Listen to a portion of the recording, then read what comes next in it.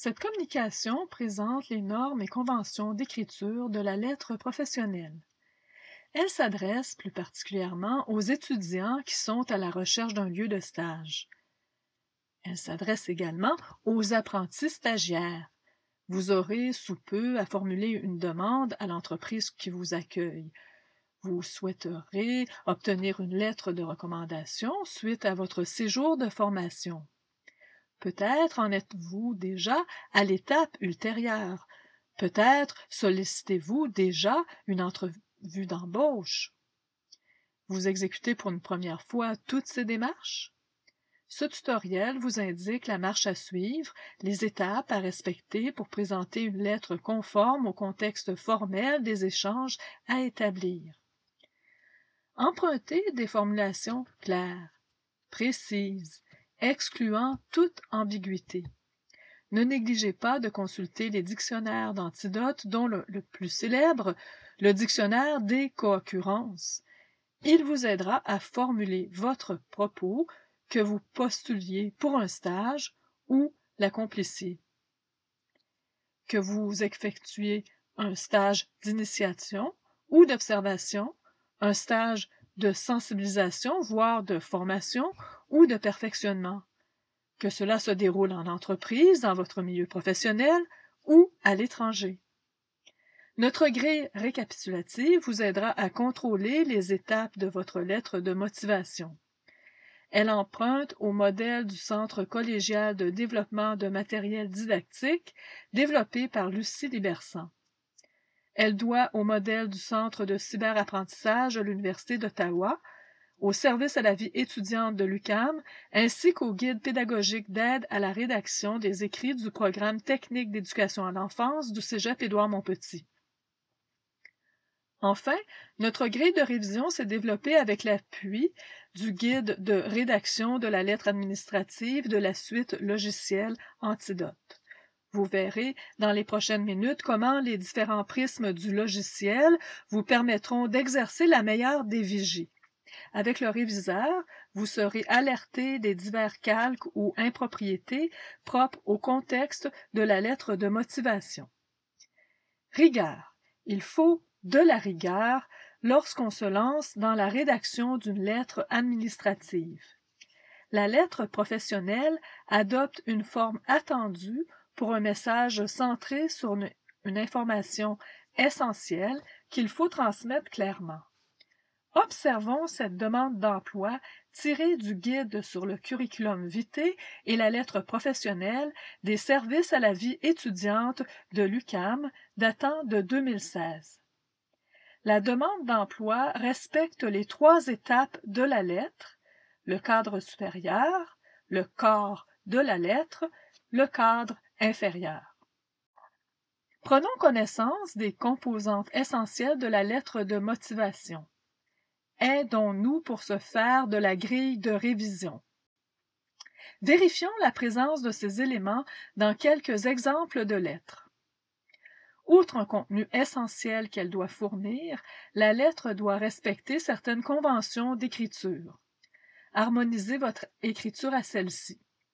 Vérifiez qu'aucun élément ne manque. Faites une relecture de votre lettre en la soumettant au correcteur d'Antidote afin de rectifier les passages où les normes linguistiques et conventions d'écriture ne sont pas respectées. Reformulez les passages critiqués. Faites la lecture du chapitre portant sur la lettre administrative que vous trouverez dans les guides de rédaction d'Antidote. Observons les éléments du cadre supérieur. Il y a d'abord le lieu et la date de l'envoi, le nom du destinataire, si on le connaît, et son titre, puis le nom et l'adresse de l'entreprise. Un article du chapitre du guide de rédaction administrative traite de ce sujet. Le modèle le plus courant présente la date d'envoi avec le déterminant le chiffre correspondant au jour, puis le mois et l'année. Des conventions régissent l'écriture du premier jour du mois. On emploie l'abréviation ordinale premier et non le chiffre 1. Le trait de soulignement rouge sous le 1er avril nous signale l'erreur d'écriture à la date. Nous la corrigeons. Le trait de signalement en vert indique que la correction a été faite. L'exemple suivant rappelle que nous favorisons la présence de l'article à la mention de la date. Quant au destinataire ou à la vedette de la lettre, nous bénéficierons aussi pour cet aspect du leadership du correcteur. Mais il faut exercer une vigie personnelle. D'abord, les signalements d'antidote ne sont pas tous relatifs au genre. Ainsi en est-il des signalements d'erreur présents dans la vedette de la lettre à l'écran. Le premier signalement est relié à la méconnaissance d'emploi du correcteur d'un nom propre, dont nous allons confirmer la graphie. Le pointillé noir indique que le signalement a été traité. Le deuxième signalement dans la dénomination du lieu de destination de la lettre rappelle que le nom officiel de cet arrondissement n'inclut pas le mot ville, bien qu'on l'entende souvent formulé de cette façon. Le nom officiel a été rétabli. Ce signalement général, non spécifique au genre de la lettre administrative, nous a été, avouons-le, bien utile. Voyons maintenant comment les signalements du prisme de correction peuvent être parfois spécifiques au genre. L'étape prochaine de l'objet en sera l'occasion. L'objet d'une lettre clarifie son message. Il en expose la raison. Voyez, le réviseur nous rappelle les normes de présentation à l'étape de l'objet. Nous l'observons dans l'infobulle. Il y est précisé que le texte qui suit les 2 points commence par une majuscule. Notre guide imprimé présente les règles à suivre à cette étape. Nous y lisons que les conventions d'écriture sont la formule nominale brève, toujours par souci de clarté. L'usage propose le gras ou le souligné et l'emploi d'une majuscule pour le premier élément présenté par l'objet. Nous pouvons cocher ces étapes comme étant accomplies. Il est bon de savoir que dans l'édition bilingue d'Antidote 9, les passages à la langue non dominante du texte sont indiqués par les abréviations FR ou EN dans une zone bleue en marge de gauche. Pour nous, une telle mention équivaut à une erreur, puisque nous ne préparons pas une édition bilingue de notre texte. Notre vigilance peut s'exercer en observant le calcul statistique inscrit au haut de la fenêtre du correcteur, ce dans l'édition bilingue d'Antidote. Cette statistique précise la répartition des 2 langues dans le texte. 98% de la lettre exposée est donc composée de français. Il faut prêter attention aux 2% de celle-ci qui seraient composées en anglais. Une fois la vérification personnelle faite, indiquons-le en cochant. Faites de même pour toutes les étapes du guide, vous vous assurerez d'avoir révisé adéquatement votre lettre, que rien ne vous échappe. Prochaine étape, le corps de la lettre. En premier lieu, l'appel. Les règles de base concernant la formule d'appel sont détaillées dans Antidote. On nous rappelle de ne pas utiliser le nom de famille dans la formule initiale d'appel, pas plus dans la formule de salutation à la sortie. Il faut réserver ce terme à l'adresse, étape que nous venons de couvrir. Vous voyez, sous le signalement rouge pointillé, l'invitation de corriger le passage à la main. Comme vous en êtes à la recherche d'un lieu de stage et que vous ne connaissez pas personnellement votre interlocuteur, nous vous conseillons de retirer la mention de son nom dans ce contexte. Ne conservez le nom de votre interlocuteur qu'à l'étape initiale de l'adresse de destination. Vous ne pourrez interpeller votre destinataire aussi directement que lorsque vous l'aurez connu et que vous solliciterez auprès de lui une lettre de recommandation, par exemple. Les erreurs concernant l'appel peuvent aussi être parfois indiquées en alerte. On nous informe que les marques de déférence habituelles nous demandent de mettre une majuscule à la première lettre de « Madame » et de « Monsieur » en position d'appel et non dans le cadre du texte, mais que la norme typographique contemporaine permet la minuscule pour le 2e élément de l'énumération. Nous devrons utiliser toutes les ressources d'Antidote pour aborder les prochaines étapes. Nous entrons dans le cœur du sujet. Les phrases que vous y formulerez, vous les désirez attirantes, convaincantes pour l'œil du recruteur.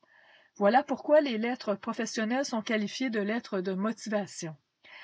Alors que vous prenez contact avec l'entreprise, au premier paragraphe, restez sobre. Attention de ne pas faire une mauvaise impression avec des phrases abusivement longues. Lorsque vous indiquez quel type de stage vous recherchez, vos domaines d'intérêt, les défis que l'entreprise propose, énoncez une idée à la fois de manière à ne pas créer un énoncé dangereusement tortueux. N'écrivez pas dans le désordre vos facteurs de motivation. Ne passez pas d'un point de vue personnel de la première personne, indiquant votre motivation première, je suis passionné, à un point de vue de la troisième, ce dans une même phrase. Observez, c'est vous qui êtes passionné et non le stage. De telles constructions boiteuses se reproduisent souvent en conclusion de lettres. Dans les formules de salutation, n'exprimez pas à la hâte vos remerciements en vous remerciant à l'avance, agréez. Donnez pleine intentionnalité au gérondif de la finale.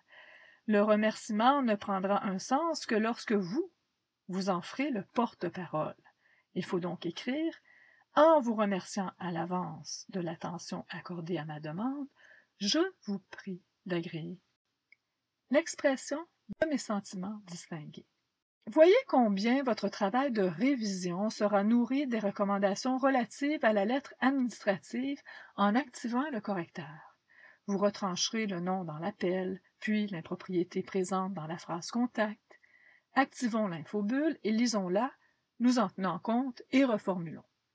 Vous considérerez avec sérieux l'alerte à l'étape de la mise en valeur. Vous souhaitez transmettre une lettre soignée, vous retrancherez l'expression critiquée.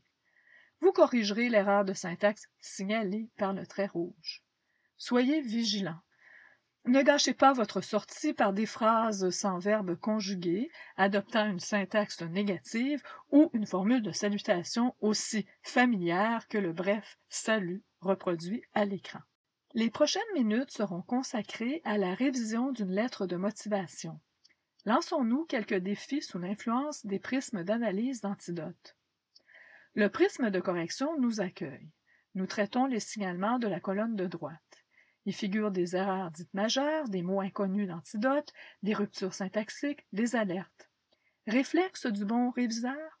À chaque étape de la correction, s'enquérir du message de l'infobulle avant d'effectuer un changement dans le texte. Signalons la présence de 2 phrases boiteuses sous l'effet d'un allongement abusif. Ces zones sont les plus urgentes à corriger. Le manque de clarté est le plus grand défaut d'une lettre visant à motiver un recruteur. Le second volet du prisme de correction s'intéresse aux normes typographiques. Les conventions quant au contexte d'emploi des majuscules dans l'appel nous sont rappelées. Nous en tenons compte. Au chapitre du style figure le traitement des répétitions. Pour isoler une répétition en particulier, cliquez dans la colonne de droite. On peut repérer chacune d'entre elles, puis naviguer de l'une à l'autre. Pour isoler les plus irritantes, déroulez la fenêtre de l'option pour fixer l'empan. Vous observerez les plus rapprochées en réduisant la distance maximale tolérée. Pour remédier à une répétition, faites le choix d'un hyponyme ou hyperonyme pertinent ou d'un concept similaire, une partie de la définition du mot, voire un pronom de remplacement. Accordons quelques moments à l'observation de vos tournures de phrases. Activez le second onglet au chapitre du style. Repérez vos énoncés les moins dynamiques. Par l'option, attribuez une limite de 20 mots à vos phrases, puis augmentez cette limite graduellement afin de repérer les phrases les plus longues. Segmentez vos idées. Évitez d'utiliser une virgule pour un point. Retranchez les mots inutiles. Une idée par phrase. L'information transmise dans votre lettre repose-t-elle sur un vocabulaire précis et adéquat? Chassez les verbes ternes. Bannissez les pléonasmes ou mots inconvenants. Votre lettre met-elle en valeur vos compétences? Faites-vous preuve d'une humilité excessive? Vérifions à l'aide du prisme de révision la présence des composantes sémantiques positives. Y en a-t-il suffisamment? Observez. Enfin, allez droit à l'essentiel. Évitez les formules vagues, contraires à la rigueur des milieux professionnels. À l'aide du prisme de révision de sémantique faible, voyez si un passage doit être reformulé ou retranché. Donnons l'exemple de la conjonction « etc. » dans l'énumération. Il vaudrait mieux la retrancher. Les renseignements personnels que vous donnez sont-ils utiles? Évitez les généralisations, les déictiques temporels et spatiaux aux référents flous tels qu'ici, maintenant, le mois prochain, plus tard ou demain. Retranchez les anecdotes, les redites relativement à votre parcours personnel, scolaire ou professionnel. Faites-en l'observation à l'aide des prismes de révision du volet pragmatique. Vos efforts porteront fruit. Rappelez-vous, afin de présenter dans la forme attendue votre lettre, afin de respecter les conventions d'écriture sans omettre d'éléments essentiels, servez-vous de notre guide. Aidez-vous de l'encadrement d'Antidote, de son guide, des prismes pour écrire et réviser.